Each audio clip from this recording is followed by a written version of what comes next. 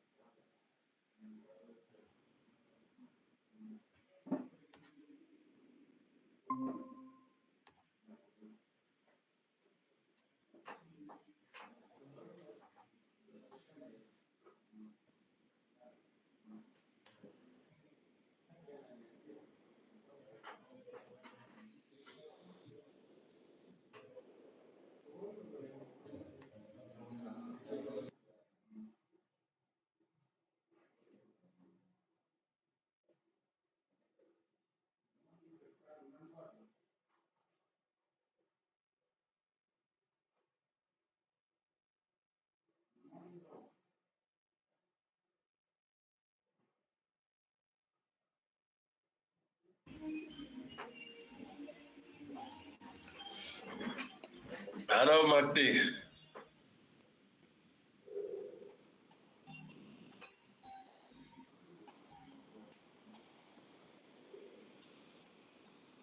Hello.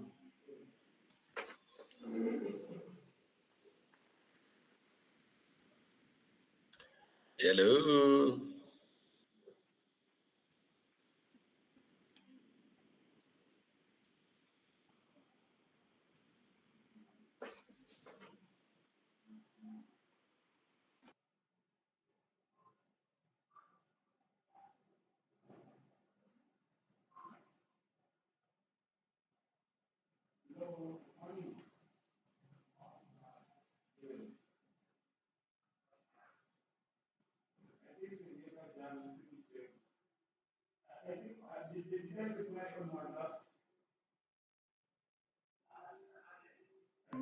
Nilireply kwa WhatsApp.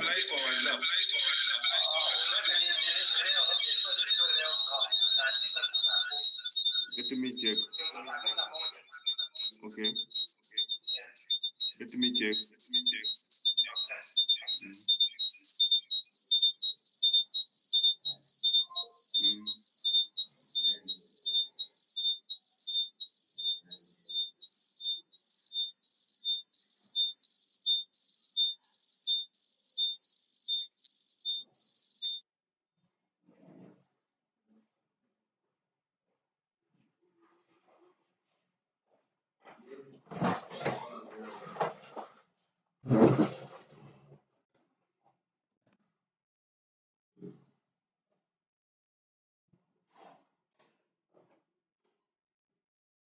Daktari, good morning.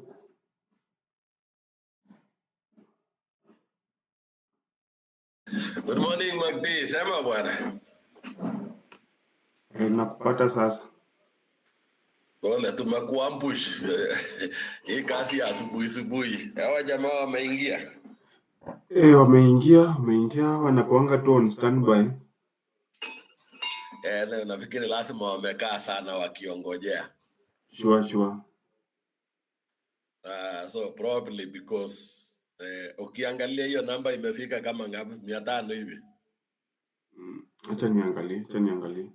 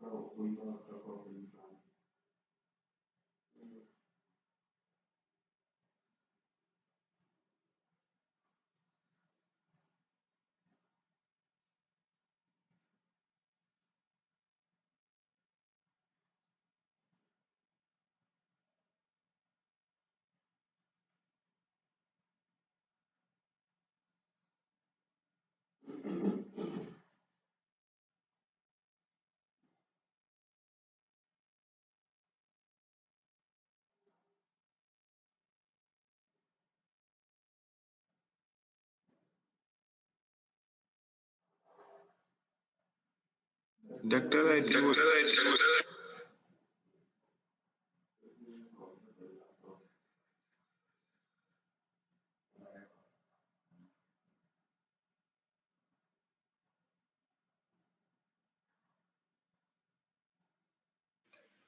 Ole Magdi, you have so many gadgets. Wameonekana.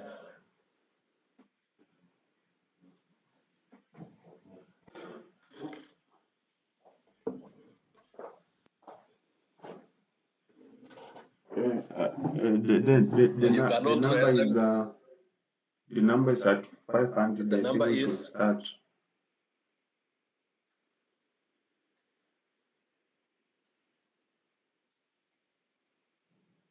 Or what's your take? you can SMS kama imekuwa hapo iko na nini kubwa. Yes. I have checked in the course. There are more than 2,000 in the course. Do you think I can proceed? Yes, just proceed.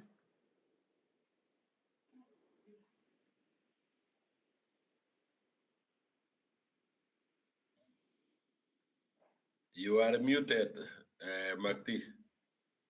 Yeah, just proceed though. Okay, thank you.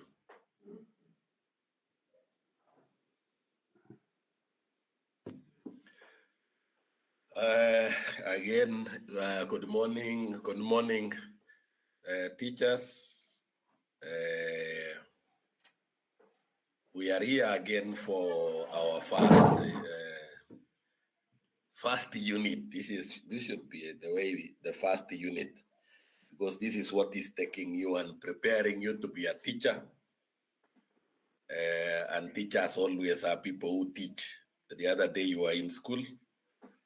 You used to learn up to around 10 before you go and sleep. You used to wake up at 4, and teachers were there. So a teacher is a teacher. It's just like a driver.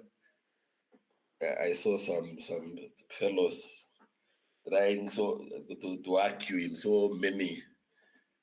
But by the way, not everybody, if you get everybody accepting your ideas, then remember those are not ideas at all. Because we have divergent views, and that is why we have what we call a debate for the opposition and those who are supporting it. And that is why democracy is like that. So in the future, when you find everybody accepting your idea, or you want to force your idea into everybody, know that you are a wrong person. You are not a teacher. You are not an administrator. We have also been discussing, looking at what you are discussing there. We've accepted your way, but also you have to accept our other option, because we are all using the one tool to learn, and therefore a bit of a early morning will always solve much of your problem before others use the issues of locking in and taking a long time. But remember, there are people who will even lock in, even if you leave them to lock in from today. Wako na simu ya India, China, ingine hata sijui ilinunuliwa wapi, waliomba mahali. And even right now, that's why we can't make 2,400 or 2,500. We'll go up to around 17, because others will lock in up to Saine when they're still struggling to lock in. They have even never locked in. Somebody yesterday was telling me, sijawahi hata kuwa na simu na kuanga na mulika mwizi. So how do you expect such a person to lock in? So anategemea tu kama unasikiliza, anasikiliza karibu na wewe. We are not all the same. Just like our fingers are not the same. But that does not limit us from progress. We will have to continue. And even after graduation, after 4 years here, others will be principals from this platform, and others will be under them. You could even be the representatives in your class. But finally, that person who used to be silent might end up being your principal, and you still remain a class teacher. So the one is not just a very straight line. As teachers, we need to accept that we have to change. You have always to change whatever you are doing and feel the progress progress changes are not very easy. So tomorrow, very early in the morning, you'll have your cut. The cut is just one, but I call it cut 1 and 2. So the issues of saying this and this, because you are just filling in. In fact, you can use 1 minute to fill if you are sharp enough to clear about 5 questions. So even that 1 hour is too long, extremely too long. It is more than enough. That means the reason why I placed there an hour is that because some of you have no phones, the first person will use 25 or 30 minutes, then unaweza kuwasima simu. But mambo ya kupata, sasa ukiweka registration number ya what people have been doing, unakuta ingine ni ya nursing, ingine ya BCom, ingine. So alafu utakuja kusema ati nilifanya mtihani. Ulifanyaje mtihani na registration ya BCom? Or PPIT, or nursing, or ma. Hawa jamaa unajua wanaitwa nini? Hawa jamaa wenye wanatumia registration tofauti tofauti. So be sure that the registration you are going to use is yours. I know you would want to hire as many people as possible around you, but we'll still know because the cat will always explain who you are. The cat is very general. It requires reasoning. You will have to reason, so you don't struggle kupitia page by page and page and page and pages and pages trying to read the whole night. Please just discuss when it is time to go and sleep and lala. Amuka. By the way, kama bado unaamka saa 12, you are the wrong person on earth. How can you wake up at 6? Hata mama yako hajawahi amka at 6. In fact, if your dad is working, maybe it's around 70 years because he has done enough. But somebody like you, you're struggling to survive and you are sleeping back at 6, trying to think that you are doing the right thing. That is not the right thing at all. By 6, you should have woken up, kunywa chai, oga, vizuri sana, prepare your day so that you start your day well. But because you are very young, you still feel sleepy is very important because anything sweet is poisonous, including that sleep. Yeah, if you feel that the sleep is too sweet, anything sweet, that's all, even sugar kills people. Anything sweet is dangerous. So, ukisikia usingizi ni tamu, ujue you are on a wrong place. Yeah, people sleep for 3 hours. The remaining 3 hours ni ya kurelax mwili. After those are 6 hours. The rest is ya kufanya kazi. Yeah, so even if you have nothing, you wake up. Hata kama ni Sunday, wake up to go to church or to go somewhere. On Saturday, wake up early, go to church. On Friday, wake up early, go to mosque and pray. So, hizo mambo ya kulalala hapo hivi. There is no way you can sleep. A president can never sleep. That's why ukiamuka hivi unakuta watu wako kwa TV. Na sasa unashanga. Don't you even ask yourself as a teacher, are you normal?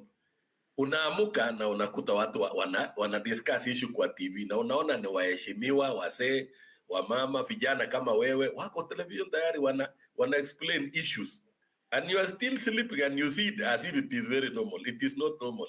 You should ask yourself several questions. I'm not saying you go to that TV, but you have so many other things to do. And if you have nothing to do, then it shows that your future is not that rosy as such, because that is you. So let's proceed. I gave you last week some. Sorry. Yes, I gave you some. We've done so many things, and I gave you the topics to go and look at.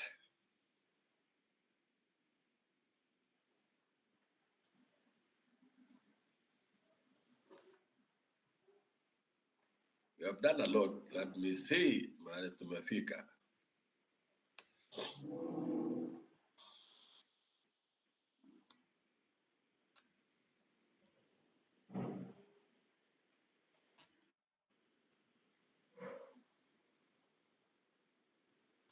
So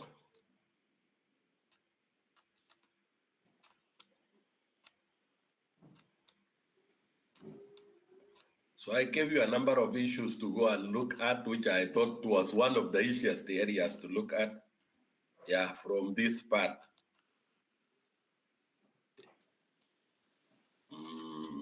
This topic here.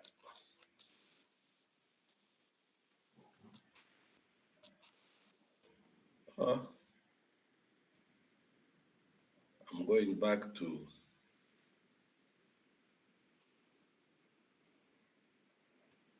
Yeah, the family, I don't need to go and look. The kind of family, nuclear family, biological family, types of families, so those are issues I don't want to go through because when mwalimu, these are things you have gone through them.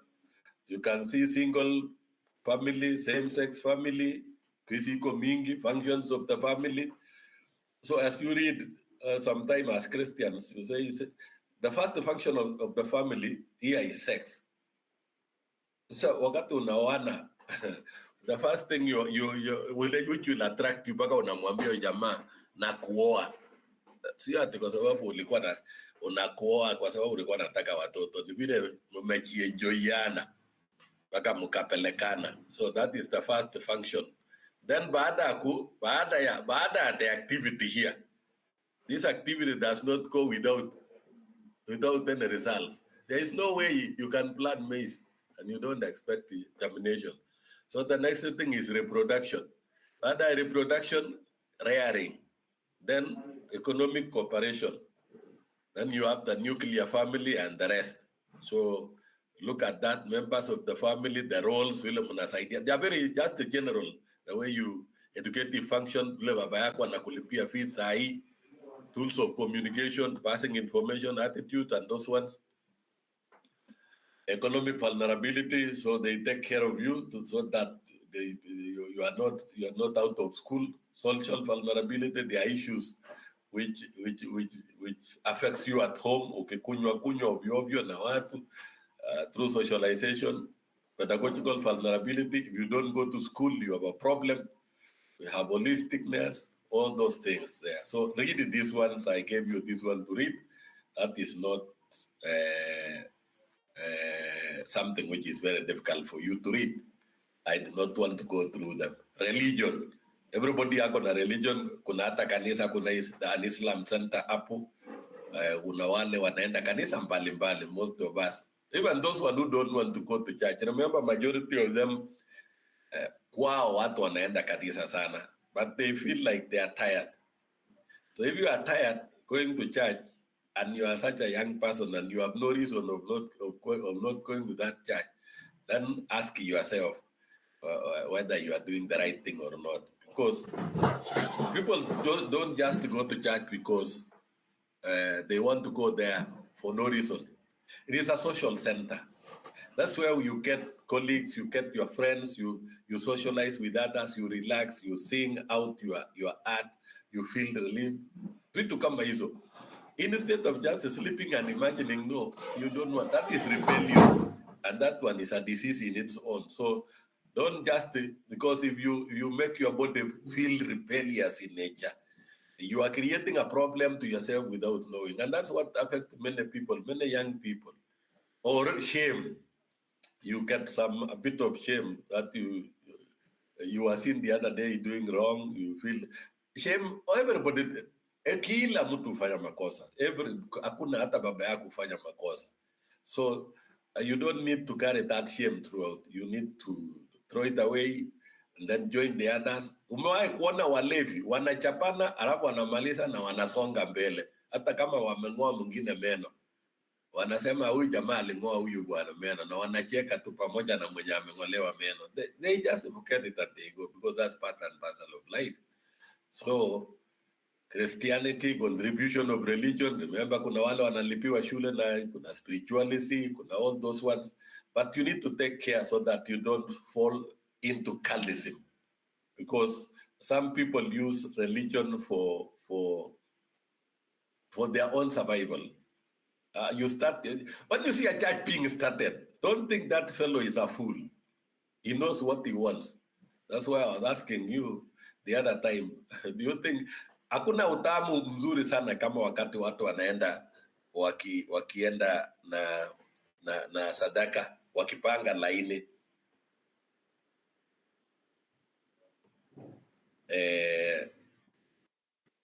Let me respond.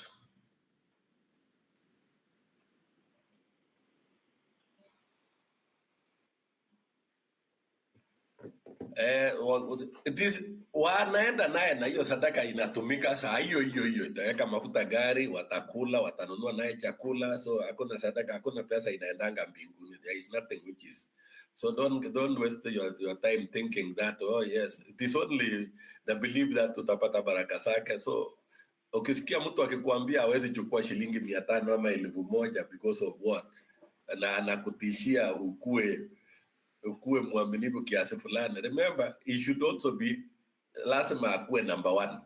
Let him tell you ametoa ngapi, because everybody has to give out something. So don't struggle so much, because can never tell you, lazima you think God is happy when you give him 1,000 when you are earning 10,000. Who told you that God is not happy? Who has been with God? So those are some of the issues. So most of the things is within you, not just, or others are saying we need. You see, most of the things which are coming religiously, ni vitu zimeingia saa hii in the 21st century using technology. New churches, things which were not there from the beginning. And we are not saying that because hii ni watu wamesaliwa juzi, they have created their own way. Unakuta tu mtu anaamka asubuhi tu, somebody wakes up and say he discussed some issues with God yesterday, he has been shown this one. You see, people know how to challenge the brain. And because you are there raising your hand, jumping up, man, and you are almost running out of your heart through your emotional things. Please stop. That is not dead. So don't run emotionally trying to monitor, to at least to convince yourself using religious issues and making so emotional that you are making life very difficult for everybody else. It's like somebody who wakes up in kwa land mahali unaishi. You wake up saa 11, watoto wadogo wamelala huko. You are praying, oh hallelujah, God, thank you very much.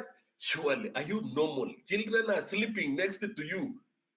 They even don't know even God kama Mungu ana exist because they are too young. They were born yesterday, and you are making a hell of noise. Who is the sinner then among those children and you? So be very careful not to. And there is nowhere where you have been told to make noise. You are just creating your own ways of trying to. And even, by the way, you can't even shout to your parent. How do you make noise to your parent when they are asleep in the morning? So learn, if you want to shout, go to the church, enda kwa kanisa, but don't do it in a place where people are sleeping. Don't disturb people completely. Even if you say I'm not against anything, I'm a very good Christian, I'm a religious person, but don't create your own ways to disturb everybody else so that we can know that we are not hearing religion for the first time. So be a teacher. Don't convert your children, teach them religion. They will choose on their own when they grow old. Government, the role of government is to make schools like this one, develop universities, schools, primary schools, ECD, all those ones. We look at that. This is your work.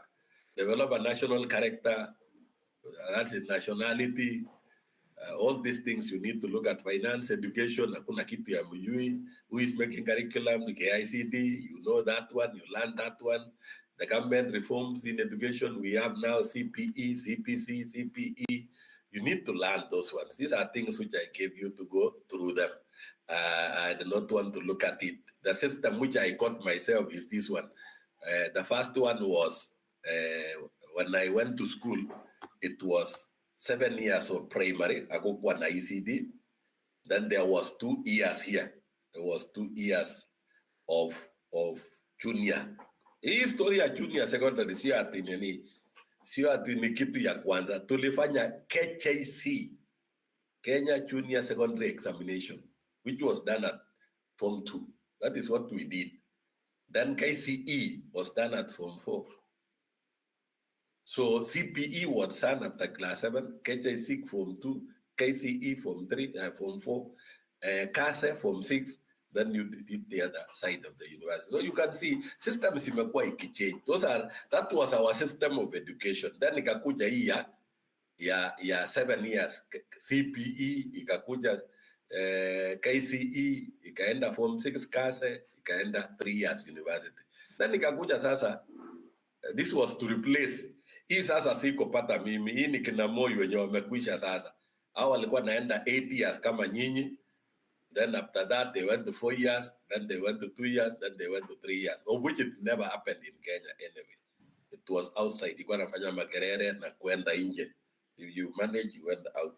So those are changes in curriculum. So you look at that, those are systems which are there. So I want you to look at that because I don't want to go through it. Primary, secondary, those are issues which you know, university, special education. We have Commission for University Education, which takes care of you and monitors universities, KICD, development of curriculum, which replaced this one, this one, Kenya Institute of Education. Ikakuwa replaced na Kenya Institute of Curriculum Development. NEC is still NEC. Kenya Literature Bureau ilikuwa ya kuandika KLB, mnaona vitabu, Jomo Kenyatta Foundation, story ya vitabu ya Kenya, KC training teachers, administrators, we have KISE, all those ones. So those ones were training institution. Social media, you all have your phones and you understand the role of social media. The social media I wanted to teach here is not the kind of social media we are using today. Therefore, you don't need to waste the time looking. Use the one which is there today, how social media is working today. So formerly it used to highlight various states kama vile hata sahi, corona, HIV, nini, vitu kama hizo. So those are some of the things, the work of social media to educate. Currently, it is so advanced that this is not what it's doing currently. It has done a lot of work. You can use education. Then I said, look at education for socialization. This is what I also gave you as an agent of socialization. And then I said, you understand socialization. I've described it several times. What is the role of education? Time-oriented. Yeah, you start your education at 6 years. Unaanza ukiwa na preschool, that is daycare, PP1, PP2, grade 1 to 6. That's why we are saying it is time-oriented. It takes place within a social institution like a school, where people work there. It involves interaction between the socializer, who is a teacher, socializee, wewe ambaye ni mwanafunzi. So those look at that, it is lifelong. Because if you don't learn forever, that's why I'm also in class right now at my age. You are in class at your age. We are all learners. So, kuna ukumbaru, status, role. So this one is your part. Personality formation and development, that is work of education. Social control, that's why you need to understand yourself. Even when you are arguing, remembering that a coin has 2 parts. Kuna sehemu mbili ya coin, the tail and the head. So as you argue on one side, find out whether you are on the tail or on the head. And always, as much as you believe in yourself, remember there is an alternative way. Even if you want to go to Eldoret today, you can go through Kitale, then through Juela, Kitale, then to Eldoret. Somebody else can go through Webuye to Eldoret. Somebody else can go through Kakamega to Eldoret. So there are so many ways of looking at a point. Don't look at your point in a straight line. And that is why you remain looking at one thing. Recently, I was asking people, why do you look at your parents as if they are the source of life only at your age? Let the younger children, your siblings, look at their parents as the only solution to life. But somebody at the university level where your parents have never been should not be the case. In fact, you still believe, paka ukikaa namna hivi, ukikaa tu namna hii, you see your parent who left to school at grade 8, class 8, he dropped, by the way, he's a school dropout. And you look at him like he is the only person ambaye kama hayuko wewe ushakwisha, you can't survive. It's because your brain is not thinking. You are not thinking at all. And if you don't think at this age, when you are now 18, 19, 20, my friend, you will never think. You will be in trouble throughout. Yeah, that is why education is here today, to inform you that you need now to be creative. Being creative means you must go through risk. Risking is very dangerous because you can, when you are risking, you will fail several times. And when you fail, you wake up and move. Set it again. Know where it is dangerous so that you can move. But if you fear failing, I don't know where you will go, because this one is of a great challenge. And again, if you fear that people will look at you in a different way, if you are thinking about people, you will never succeed. For example, if I think about your acumen, we will never do the card. We will still remain saying, kesho hapana, kesho ni asubuhi, situweka hata next week, situweka hata next tufanye December, January, tukikuja tutakuwa tumesoma. Ama tufanye after exams. It just go like that, because that is how people feel things. It depends on the kind of worries you have, because worries are the most dangerous things to do. So you need to look at that. Let me just go straight away to what I wanted to look at today, which is very important to your side. Oh, there is also different types of leadership. You will be leaders. We have what we call autocratic leadership. Those are people with the power.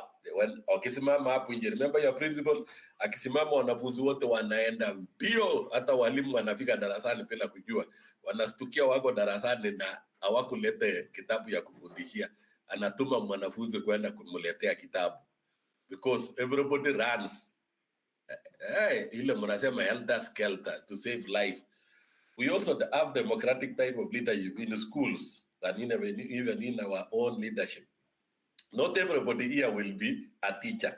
Some of you will go directly to Teacher Service Commission, others will go to the Ministry of Education, others will go to KICD, others will go to TVET, others, because walimu wa TVET wanatoka tu hapo, sio tu wanatoka mahali pengine. Others will go out of this country. So the more you sit down here imagining, utatoka hapo na utaenda hiyo shule karibu na kwenyu. Kuna mtu tayari ashafikiria the next step atakuwa Spain. Just imagine that way. Somebody who you are seated here, the next destination is Spain or Brazil. Na wewe, the next destination is your home. Sijui that day school ama primary school yenye iko hapo hivi. So it depends on how you think. How do you think? In democratic leadership, then you will be dealing with people, giving them the opportunity to discuss what, like the way you've been doing this morning. We listened to you. We saw that you have a point. Some of you had points. And then we realized that we are using a culture talk, so which needs everybody else to use. Wakati campus imefika, tukaona the only time wenye hawa jamaa yote hawajatumia, so that hakuna hii watu wakulialia ovyo ovyo, hawatakuwa nalia tuweka asubuhi.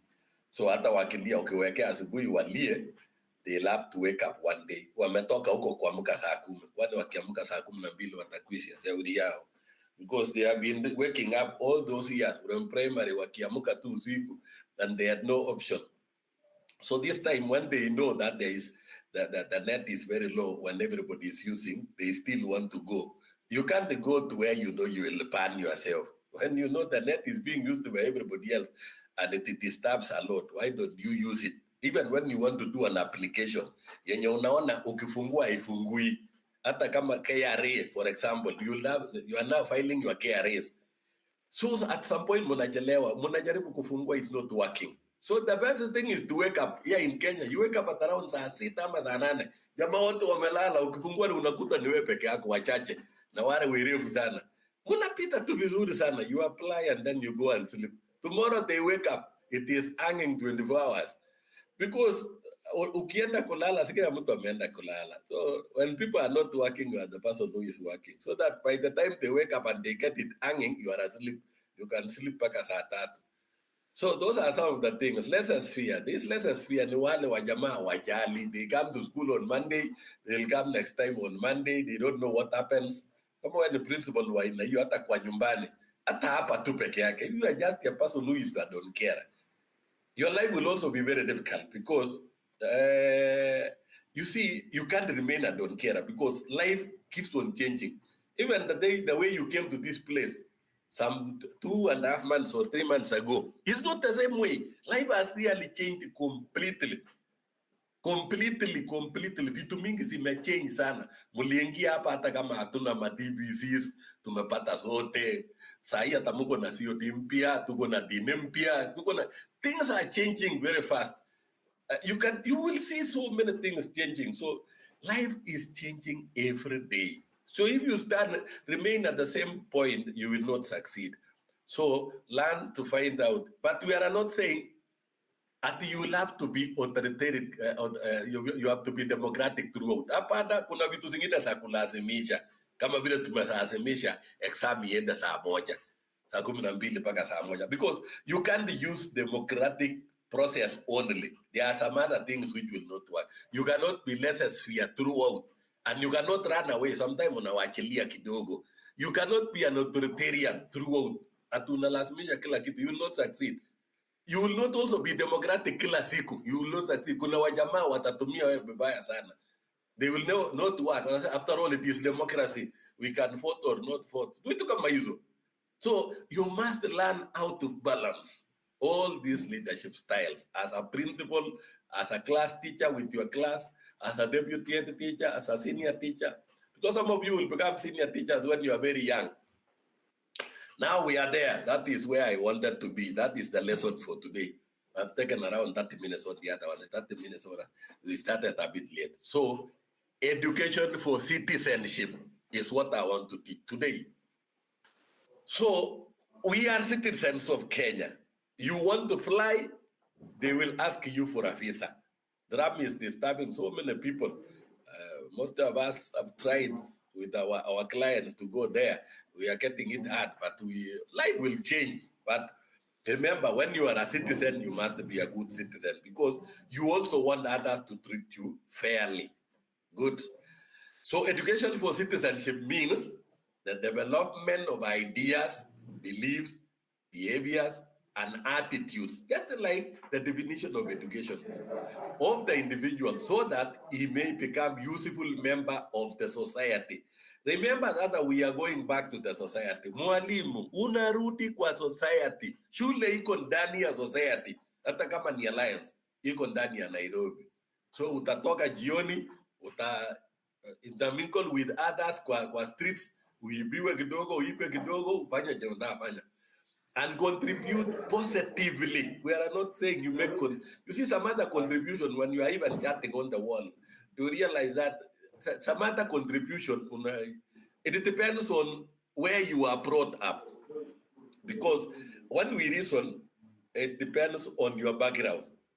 So most of the reasoning of most of us here at this level depends on where we came from. Some of you are trained very well in some very good schools, and you got some principles on survival. Some of you are here through thick and thin to be there.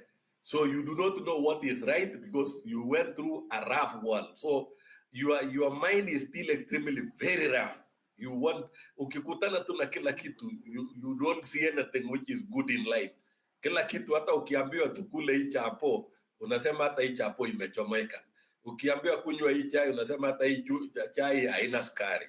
Ukiambiwa wewe tupande motorbike, unasema badala tungepita Nissan hata kama unajua hakuna. You see, you are always negative. There is nothing which you see because it's not your problem. That's how the world brought you up. That every time you talk, and you have seen so many people, and that is not an African way. You are talking to a friend, and the time you are talking, na hata yeye anaongea. So when are you going to listen? And we are saying the best way to succeed and to understand is first of all listen keenly, so that people can at least you listen. Be a very good listener if you want respect. Then respond, because now you are a university fellow. This is your first semester. You don't go back home the same student mwenye alikuwa naongea, yani unaongea mpaka watu wote wanakuangalia tu namna hii. You listen, because finally they will ask you what are your thoughts. Then you give them your thoughts as a learned person. But you don't just go like the way you graduated from Form 4 the other day. You seem to know everything, even things you do not know. You want to tell them everything from the moon to the stars to the... Find out what they know. Who said that you are the only person who knows? Never be the know it all forever. That is not how to develop. If you want to remain viable, hata kwa kanisa, let them invite you. Yeah, say umefika. Don't be there. Hey, kuna mgeni iko hapa hivi. Usharuka umefika huko. Nani alikuambia wewe ndio mgeni umeitwa? So let them identify that you are there. So kuna vitu zingine ambaye lazima uangalie. You must make judgment to know who exactly is, so that you don't look like you are just a journey. You want to be, and avoid these things of being known by everybody else. It doesn't add any value, because finally they will plan for you, because the world is not so good. You'll always land in trouble, and yet you had good intentions. You had good intentions, but you showed them that you had good intentions. Somebody else had these other intentions also good, maybe better than yours, and you wanted to jump in. They say, kumbe kuna ingine hapo. You will be thrown out of the system, and you will go crying, believing that somebody else bewitched you or they worked against you. Ni wewe umechiuza. So don't run away from your own problem. So most educationists agree that the students come to school to learn skills, that's education, knowledge and attitudes, plus values to participate on group activities. That's why we have clubs. Even hata nyumbani tutaenda tu saita, kuna masherehe zinaendelea huko, kuna seminars, workshops for the young fellows. You are still here, you want to be there kabla ijaisha.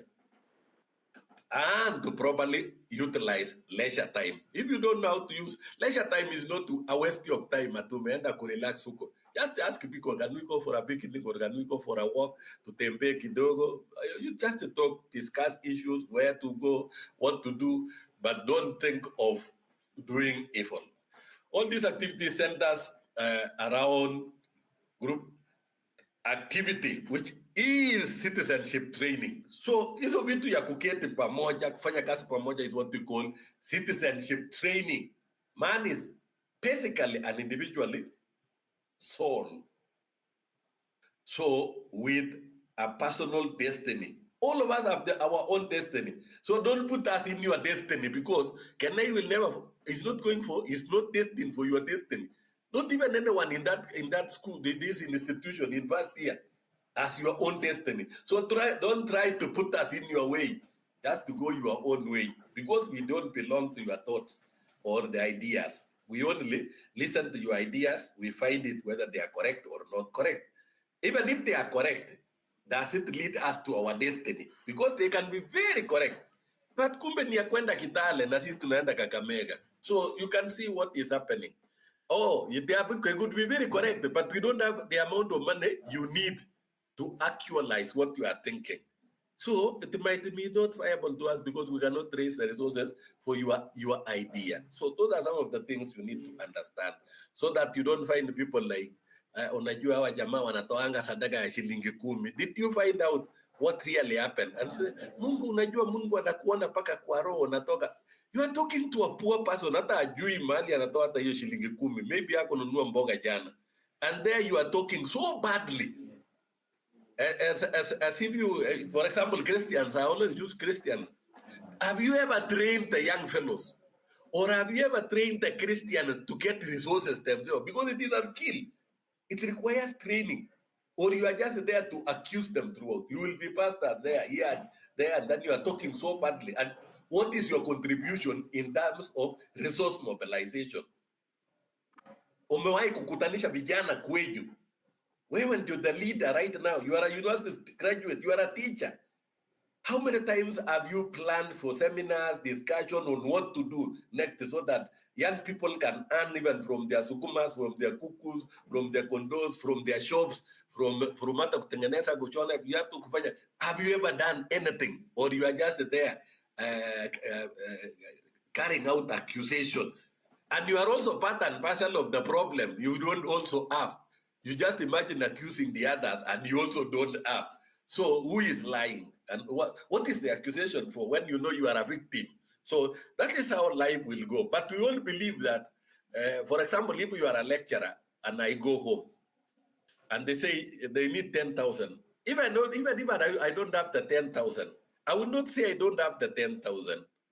I would say, yeah, I would have wished to have to pay that 10,000, but for now, allow me to at least some few days I'll send you the 10,000.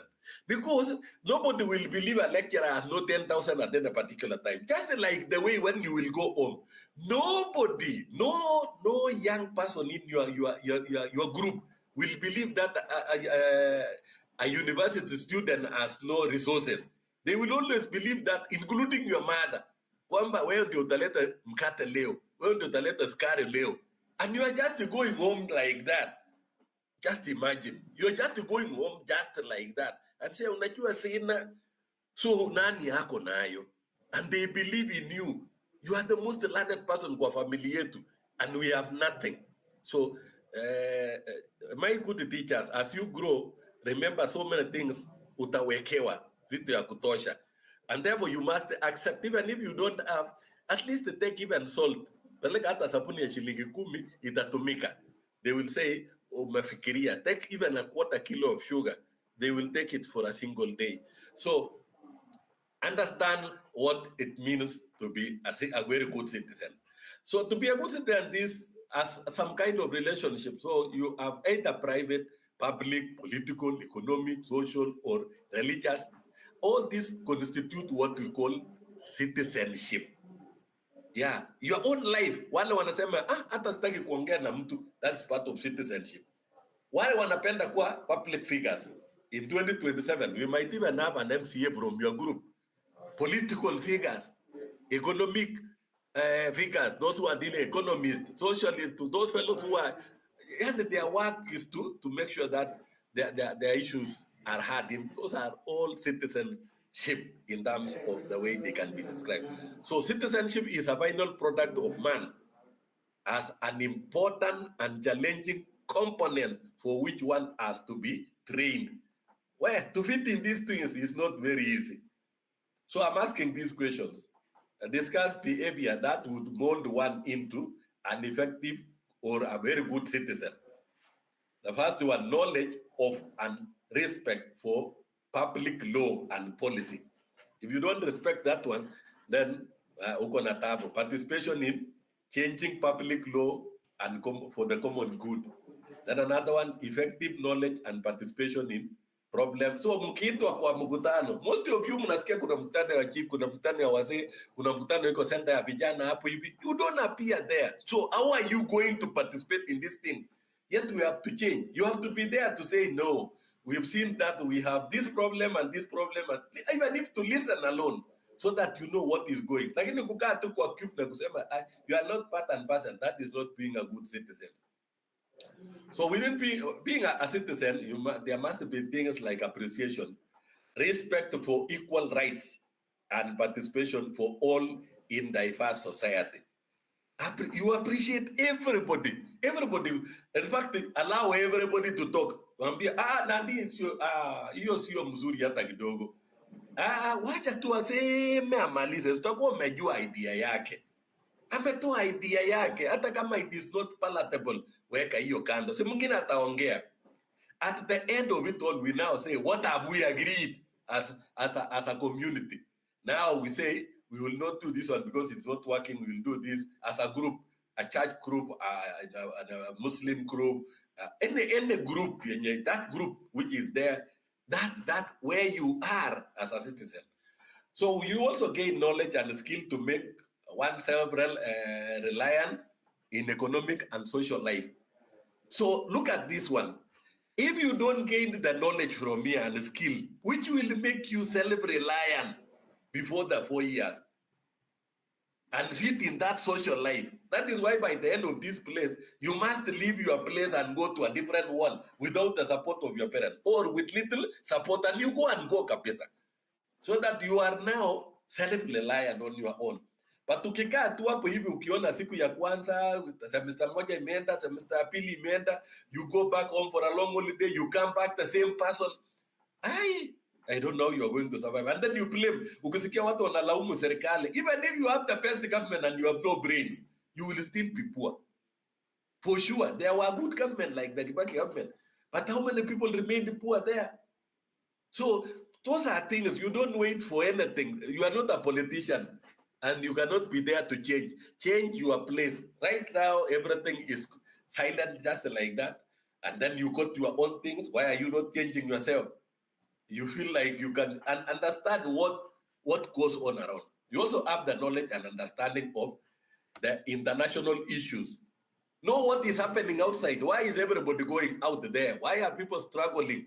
Understand the importance of being out there. Therefore, education for this citizenship should enable one to do the following. If you want to be a very good citizen, if you understand this one, to understand contemporary and current issues, social, economic, political forces that are shaping the destiny of the modern world. Muliona juzi, ule Mbere, ule Malava, watu vile wanatandikana kweli kweli. You need to understand those ones, don't just blame. Find out what really happened. How can we solve this problem in future? Become the problem solver. Don't say, oh, unajua sasa unajua huko, oh, you say kasongo, sijui nini. All those things will not solve the problem. It is now us to say, how can we eliminate these vices? Why?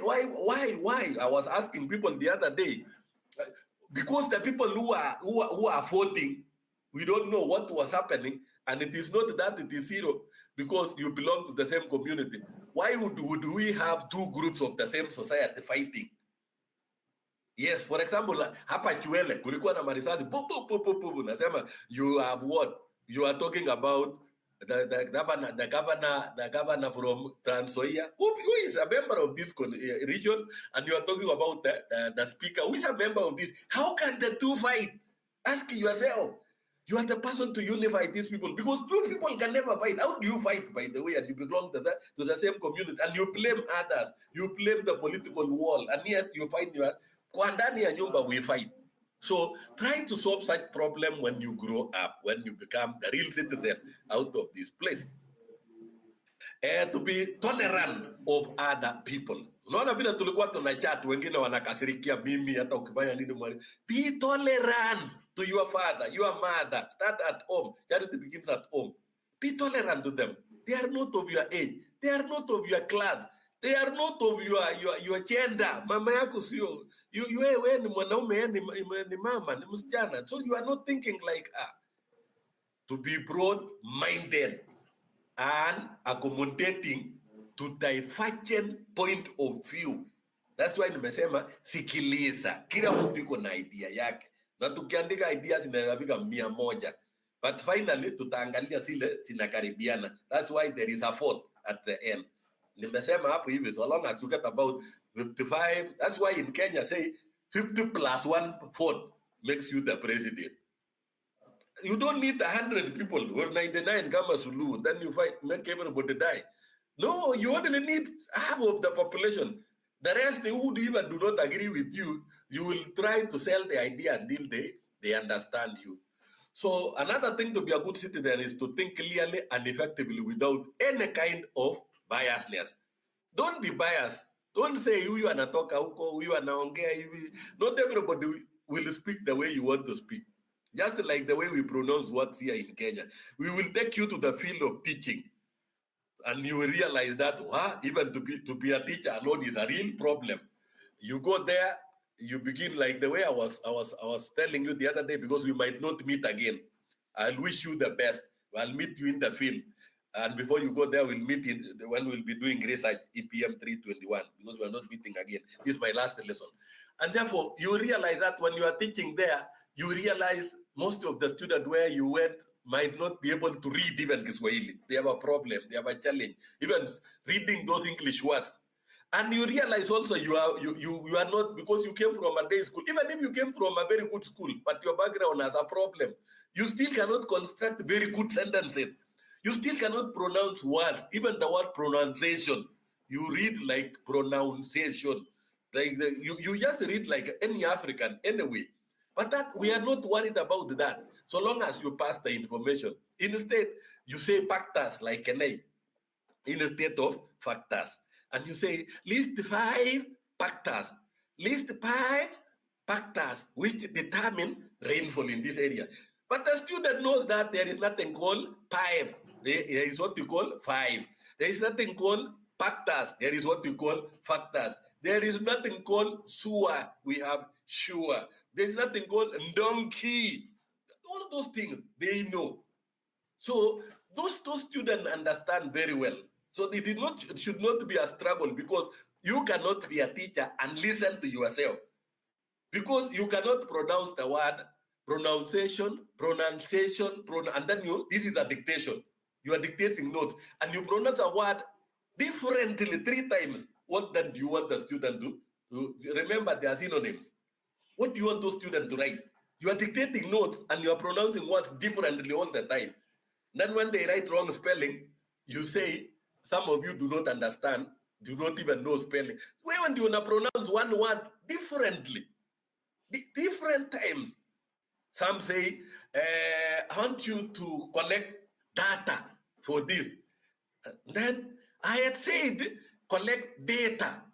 So is it data or data? Which one are you talking about?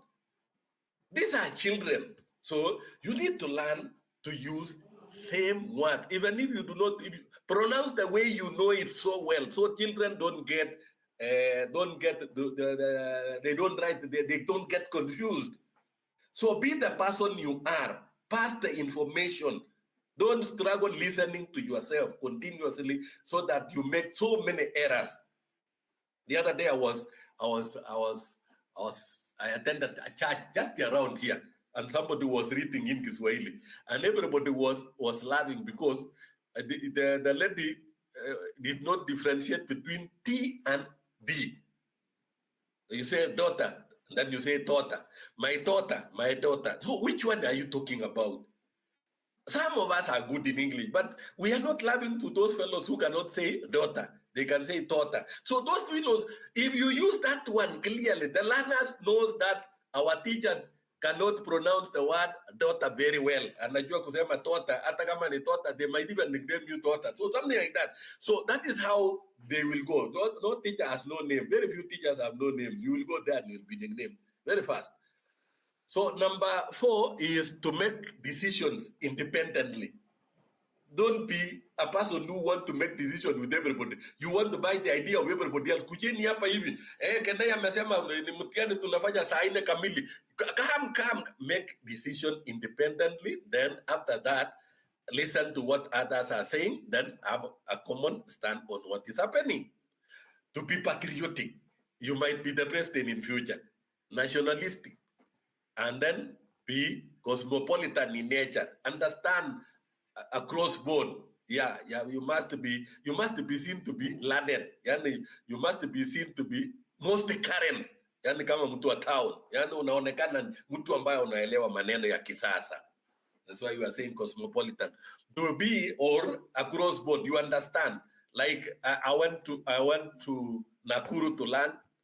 I went for my primary school in 3 places.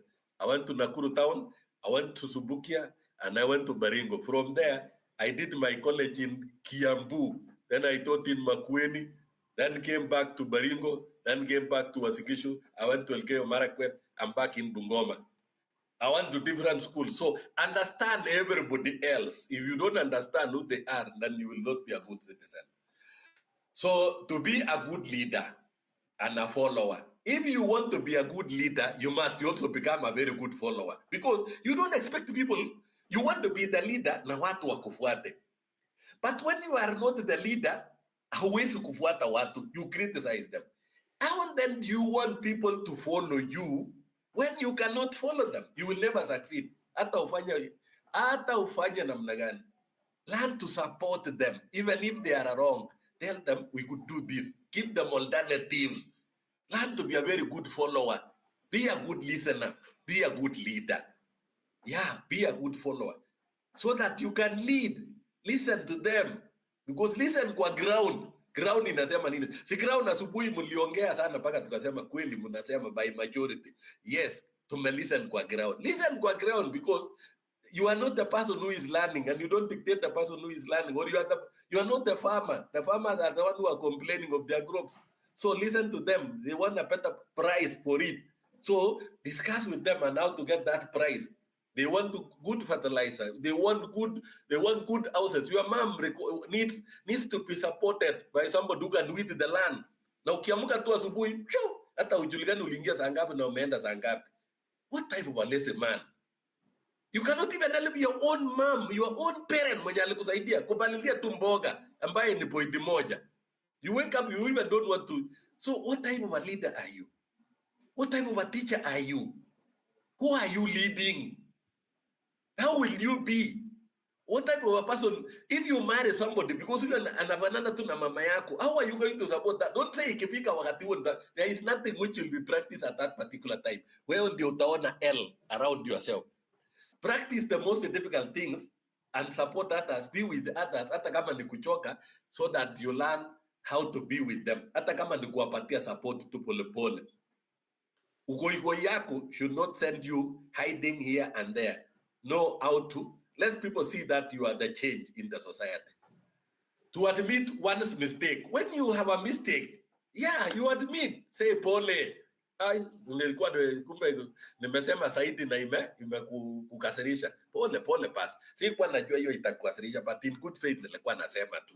All people fall in their time, lifetime, but in most cases we keep on changing. So learn to say sorry. Even in your own family.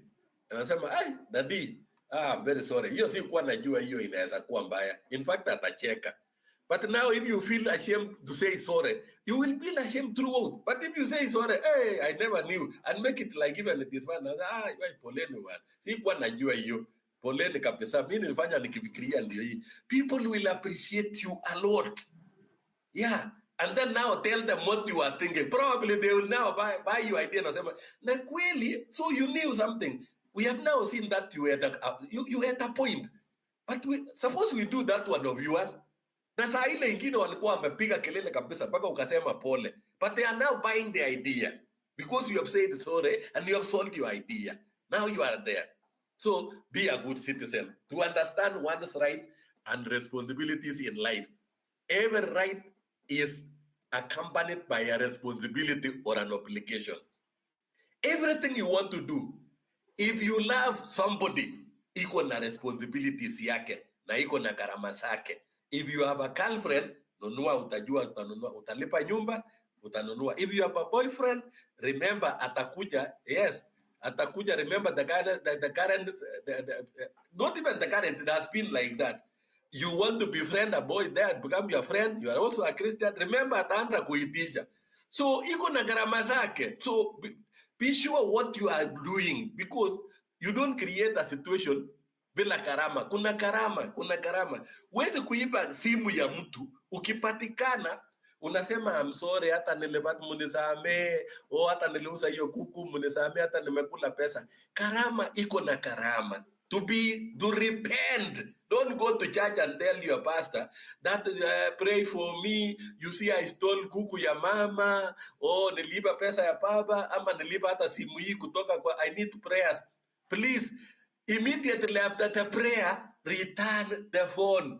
Pay back the phone. Hakuna prayer, hakuna msamaha bila kulipa karama. Nothing. You will not have repented. Completely. Wacha kudanganya. Unaipa simu yangu, unaenda kwa pastor, unasema uombewe, ndio dhambi zipotee kwa sababu wewe ni mwizi, na hujarudisha simu yangu. That is not possible. That is not repentance. Kuna karama yake, kuna kulipa karama. So don't just go there and tell people unajua mnanisamea. Tunakusamea, lakini that's why wanasema weka chai ya wasee chini hapo hivi. Rudisha vitu ya wenyewe. Ukishapatikana rudisha. So in life, wachana vitu ya kusamea, ati wao nimekusamea basi usirudie tena. Yale yote amerudia hairudishe, so that ajue uchungu wa hiyo karama. That is how citizenship should work. To be devoted to freedom. Be free. Don't be old. Unasema unajua ni mimi peke yangu nini.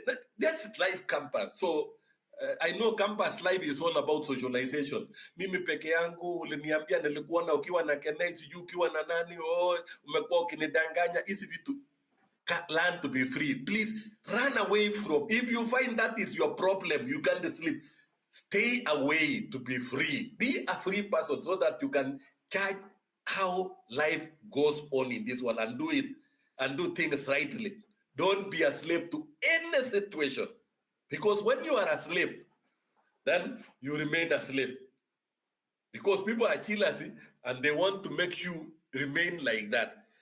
Just like I'm saying, you need to develop all of you. Wewe umeenda shule kwenyu, kila mtu ameenda shule. As much as you will marry a student, a woman from this campus, and you are married to a man from another different family from this campus, remember the two of you come from different families. Can the two families be developed? There's nothing like, because kila mtu alilipiwa fees. So learn to balance these things so that you can at least have a comfortable situation. Mukienda the other side, you're comfortable. Mukienda the other side, you're very comfortable. You are received from both sides because you have done the best and what is right, and that is being a very good citizen. But I say, be very sure to be free from some kind of thinking. Even religion, religious activities can make you, they are cultic in nature. Yet the Bible is one. There is only one heaven, and God has never. We have about 1,400 or even almost 1,500 churches, and everybody anasema yake inaenda mbinguni. Nani alikwambia? So does the church go to heaven or if the person goes to heaven? You might even realize that those who pray at home might be the one, because kwani wewe ndio unaenda kufanya church menuko.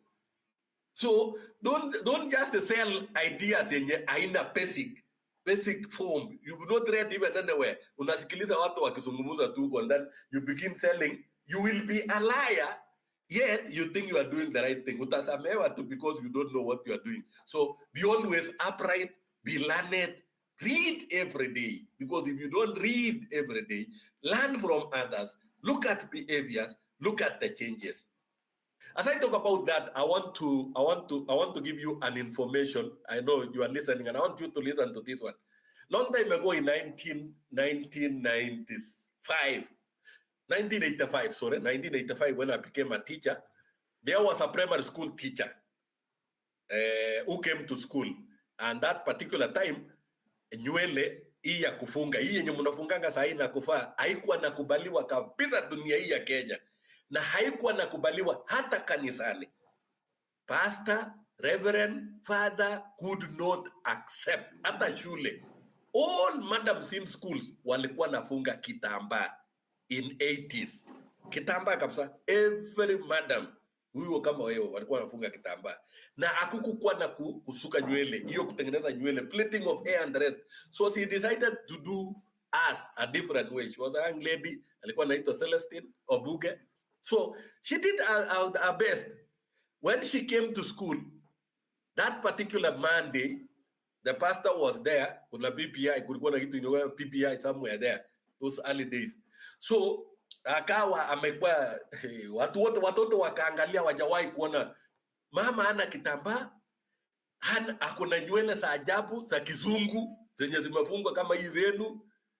So baada ya hapo hivi waliomba hata paka kwa hiyo assembly kwamba shetani ishindwe, wakaenda wakaongelesha mwalimu, wakaita ofisi kwa headmaster.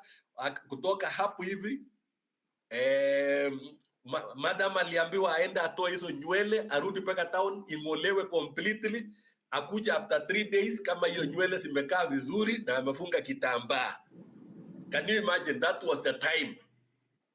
Now, so that you can understand from the point where I am. And those are Protestants. Remember, those who are very serious Protestant churches, who are very serious at that particular time.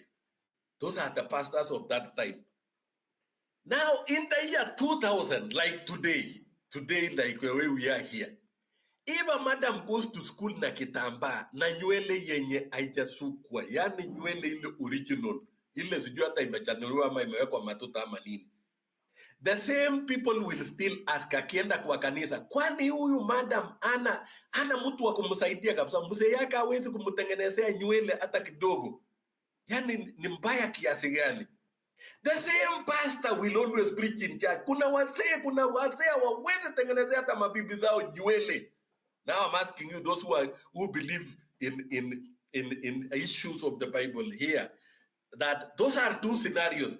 In 2025, the scenario is that lazima ukuwe smart. Baka kuna wale iko na suit, mapasta na ni wanawake wako na suit, longi na koti, very nice ones. They are well dressed. Those ones were an abomination in 1980s. Now I ask you, because you are very clever and you keep on changing like a chameleon, are you saying that the code of 1980s is different from the code of 2025? That now the code of 2025 anahitaji nywele zimeundwa vizuri sana, na yule wa 1985 halikuwa nahitaji kitambaa, na hiyo ilikuwa inaombewa na kukemewa kabisa, shetani ishindwe. So ile nywele ya pakati hiyo nywele yenye natumika saa hii ilikuwa ya shetani in 1985, and in 2025 ni ya Mungu. Hiyo nywele sasa imekubaliwa mbinguni. So these are some of the things I'm telling you as a citizen, that be learned as a teacher so that you understand the changes in the world. The world will keep on changing. Technology will come. Simu ilipokuja ilisemekana itatoka. Saa hii unaona kila kitu. Hakuna kitu yenye uone. So be free. To be a good citizen is to earn one's livelihood in an honest and not in a controversial manner. Please, go do everything to get what is yours. Don't steal from the school. To be principled and stand for what you hold dearly, even against the other people's wishes. Stand on your principles. Have principle always. To utilize available leisure time, profitable, networking with others, making contacts, personal improvement. Tembea uone watu wanafanya nini, vijana wenzako wenye wamefaulu kabisa.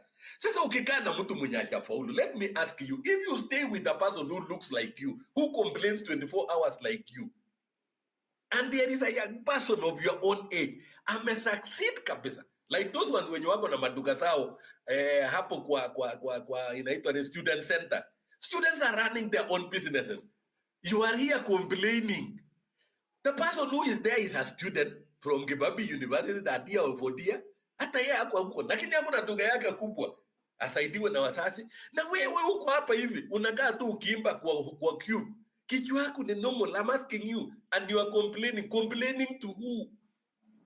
So begin thinking, asking yourself, stay with that person. Alianzaje? Alisaidiwa na nani? So that you find out whether kuna njia kama hiyo yenye hata wewe unaweza saidika, so that you are not complaining. Because if you continue complaining like that, then we will ask, who is the fool, or what is the difference between this wise man complaining and a fool? Because we might not know the difference. So to act, you need to act personally with your own principles, courageously, without fear, and then to maintain intergroup understanding. Don't go alone. Mimi afadhali nikae peke yangu. This world was left by God. Akakwambia, I've given you the powers to take care of the trees, the plants, and to grow everything under you. So children are under you. You will be the person. Unaitwa to teacher. So you have all the powers given to you by God to take care of them. And today, unasema, mimi sijali tu chenye watu wanasema. Watoto sio watu. Na wewe hiyo ndio umepatiwa kuchunga maishani. It is like you are being trained to take care of human beings. From that small one, the weakest one, hata ile morons, wenye hawaelewi chochote, are all yours. You must make sure that they succeed. And today you are talking about, afadhali nikaange tu peke yangu. Where on earth? God never left you to stay alone. He gave you a lot of work, including expanding his nature and his outreach to be there, out there. Yeah, convert people to Islamic if you are an Islam, convert others to Christianity. Do whatever it is possible to make sure that you progress. God will never come. He is using you so that the world can keep on changing. I'm a Christian, but I don't want to preach. I'm saying be there to make sure that we have a new world because of you. But don't say, mimi nakaa peke yangu. Ukikaa peke yangu na sisi wengine mtakaa. Kama baba yako na mama yako angekaa tu akisema hawajali chochote, could you be there? Could you have succeeded? You must take care of everybody else. From the oldest of 90 years to that one mwenye amesaliwa siku ya leo. That is your responsibility. If that is not your work, then forget about teaching. Kutoka hapo, enda tafuta. Maybe go and do criminology and do other things, business.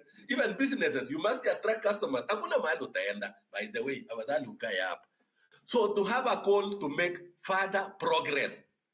If you don't have a goal to make further progress, why am I teaching here that you must have a goal to initiate a further progress? to make sure that you have a positive change in your life. Facilitate change, these changes yourself. So if you are not changing, you are listening to me.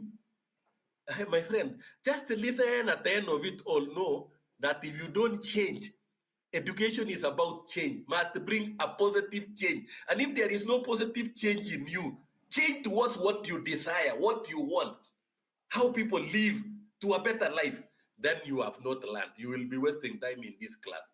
So approaches to citizenship, we have several approaches. That is perceptual approach. That is approach number one. In perceptual approach, that is perception, the learning of citizens' ideas through formal teaching, or learning situation. This approach may have the following: that citizenship training as a subject. So I'm training you a bit. You learn as a subject. That is one. So this may be offered as a course, but I don't want to offer that one. Actually, I want to a curriculum. Citizenship training through social studies curriculum. You learn that one. So kupitia ile social studies mtafundisha mlisoma hiyo. Social citizenship through all the subjects of the curriculum, like the way I'm now teaching right now, through mathematics, Kiswahili, introduction to education 1. That is, you learn citizenship through this one. Kuna the other one, point number 2, that was the first one was all about perceptual, the way we perceive it. Perceptual approach. The second one is the exemplary approach. What is this exemplary approach? Citizenship training, observation, imitation, and role modeling. You look at what I do as Kenai, or what you are, the people you envy so much, you want to imitate them. Imitate what they are doing and do role modeling. I'll give you, for example, Sam hapo kwa mlango hapo, the biggest shop yenye iko kwa hapo mlango, huyo ni mwalimu.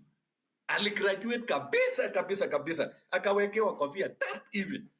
But in so an opportunity in a different way. You can see, anaonekana tu bado ni kijana mdogo tu. And he decided to learn. And he decided to go for business. And he's now doing very well. He's not running to be a teacher. He's not even soon. So, not everybody else. That is why I wanted to give you that as an example and say, not everybody else unamwona hapa atarudi kuwa mwalimu. Not everybody. People are using the knowledge you are giving them to expand their territories, to make sure that they succeed in life. So wakati unapokaa tu na kusema nitakuwa kwa hiyo day school, nitatafuta hiyo principal, kuna mtu anasema I don't know hii shule itaisha siku gani, I'll be in Uganda, I'll be in another country, sijui nitaenda kampuni yetu, I'll be in Mombasa, I will be running my business that I've started. Kuna watu tayari washaanza hata kuuza vitu vyao, wameanza kwenda Dubai huko, wana travel alone. Wewe tu unakaa tu hapo asubuhi, sijui nitaamka saa ngapi, unakuja ni kama hauna mwanzo, hauna mbele. Bora tu umefika campus, unakuja dakika kidogo, hauna lunch, unainama mpaka saa 6. Sasa utainama, uende uiname tena nyumbani. Hiyo ni shauri yako. So this may be informal. It is believed that what we learn informally tends to persist more than what we learn under formal circumstance. You learn things informally. Learning in class will cause you to mnaandika hata paka mwa Kenya. But ukilearn tu kuangalia vile vitu watu wanaendelea hapo hivi. So when you see people running businesses, why are you going to buy from them and you have no plan to run one? Why are you not coming with one innovation so that when you pay for Gederi 20 bob or 30 bob, they also come and buy angachi from your place to mop mesa ya hiyo Gederi yenye watu wamekulia, so that at least ukinunua kutoka kwao nao pia wanaleta hiyo pesa. Symbiotic, life is symbiotic. Lakini hata ukiangalia tu namna hiyo alafu unasema oh inakaa tu just like that. Members within the immediate environment should set good examples to be emulated. So should be beyond reproach. So do as I say, not as I do. Kuna hiyo story, do as I say, not as I do. Because somebody will say, na Kenais unaongea sana hapa hivi na sijaona wewe ukikuja na gari. Sijakuambia nimekosa gari. Nakuja tu bila naipenda. Hiyo ndio vile napenda maisha yangu. But umewahi kuona kama niko na shida hata kidogo? I live in a very good house. So I want to live a better house, because from where I live to the campus is less than a kilometer. How do you waste the oil? And when do you do exercise? So those are some of the things you need to understand. Do as I say, not as I do. So are our teachers good role model? Are you going to be a role model? Why? Salary. They complain of salary, poor living condition, etc. Not that the teachers, yesterday my sister was complaining bitterly about some fellows, my bro, why are teachers living this kind of life? Why are they complaining 24 hours? She's a salonist, alikataa kila kitu na akaenda biashara. Nakamwambia msijawahi kuona story kama ya walimu. It is because teachers think that when you go and teach, you will be rich. My friend, there is no way salary which is measured for 30 days can make you rich. It is for eating and for facilitating you to do other things. So if you are seated here today and thinking that by the time you get employed, you will be rich, let me advise you, you are wrong completely. You are extremely wrong, and you go to the wrong place completely.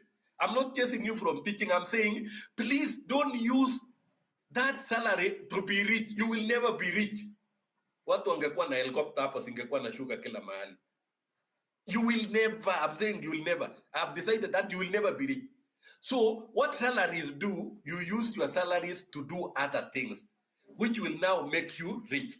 You can now go for businesses, keep animals, farm, buy vehicles, or build blocks, do all things, run your own factory, begin manufacturing mangoes and the rest, mango trees or onions and the rest.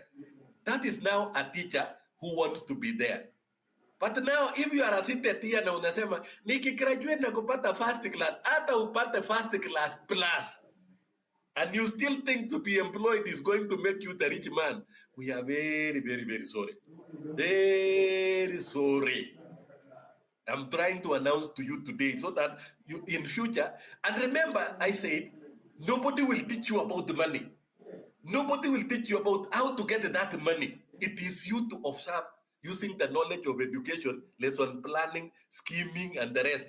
You plan that one until you get it. Yes, until you get rich. That even if you are teaching, the principal knows this is the only person. Unafundisha, unaamuka asubuhi. I'm very lucky when I was teaching in a teacher training college. I had a very young man. Mtoto yake alikuwa amefika tu nursery peke yake.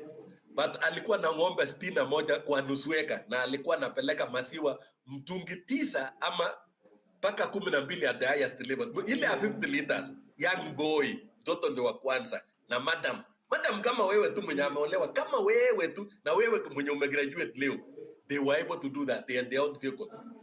We could wonder. And he had zero creasing. Kwake hakukuwa na mahali pa kupindulia gari hata kidogo, because it is either nyumba ya kuku ama ni kinyesi ya ng'ombe ama ni nyumba yake kadogo. Alafu everywhere ni ng'ombe. Sasa wewe na yeye ni mwalimu, you want to be rich thinking that salary will assist you. I'm very sorry. Number 3 is the experiential approach about citizenship. Based on this theory of experiential approach,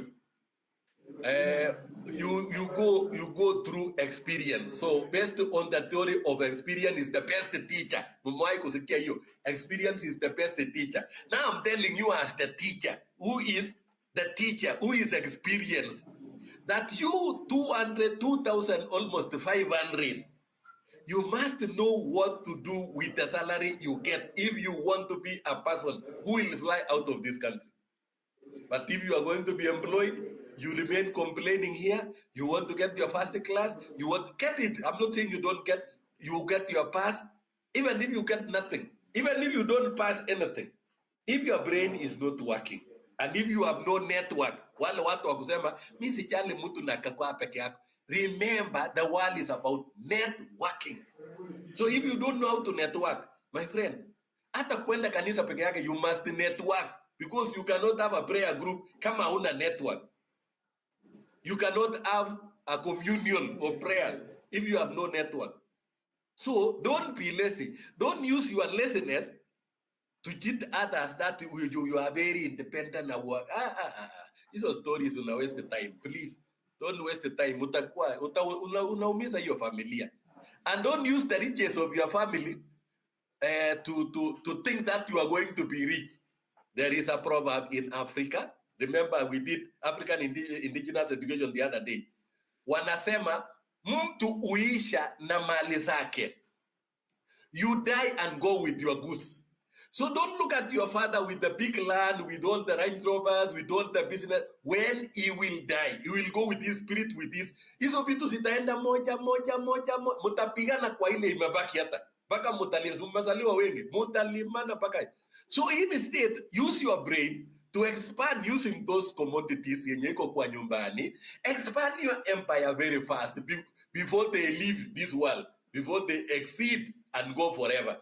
So that by the time they go, you are not quarreling with anybody else, not even your siblings. You have your own. Hakuna mtu mnashindana naye. Yeah, and teach your children that from these resources they may acquire, please expand also your empire so that when I leave, you don't fight for these ones. And then you blame everybody. Baba yangu alisema mimi alisema nitakatiwa eka 5. My friend, hiyo kukatiwa eka 5 bado ni hasara. If you are seated here today na unaongojea kukatiwa eka 5, you are just a fool completely. Where is yours? Use the eka 5 which still exists kabla hujakatiwa to get another 5 acres, so that if they don't give you the 5 acres, then you have your 5 acres. You don't complain to anybody. You are a very independent person. So in school, it provides a wide range of activities which encourages working in groups and social interaction. That's what I'm saying. Through these activities, one is prepared for life in society. You face life yourself, and you are known to be that person. The school environment should be rich with various activities to mold learners into good citizenship. Nimewafundisha. I'm done with that. Now I want to see kwa nini mnasoma basi. Does education bring development? I'm running very fast. Na inakimbia, naenda saa 5:30, tulianza a bit late. Education for development, I'll just go very fast. This is according to Smith. He says, education is the most powerful engine, the most powerful engine of production, and the most valuable of all capital, which is invested in educating human beings. So you are now taking education. Kama ungekuja hapa ungesikiaje chenye nimesema leo? How could you have learned what I have given you today? So there is what we call human capital theory, that education is an investment. You are paying. You are paying for the knowledge you are giving you today, so that you can grow as a person. Number 2, modernization theory, so that you become modernized. Education plays the role of modernizing society. Dunia imeendelea. Maybe ukiangalia Kibabii hapa hivi, watu washaendelea sana. Ukienda kwenye ni kama misitu. Watu ni manyumba ya nyasi tu kila mahali metandio. Na ukiangalia watu hapo, watu wako kwa makorofa huko tu. Taa inawaka everywhere.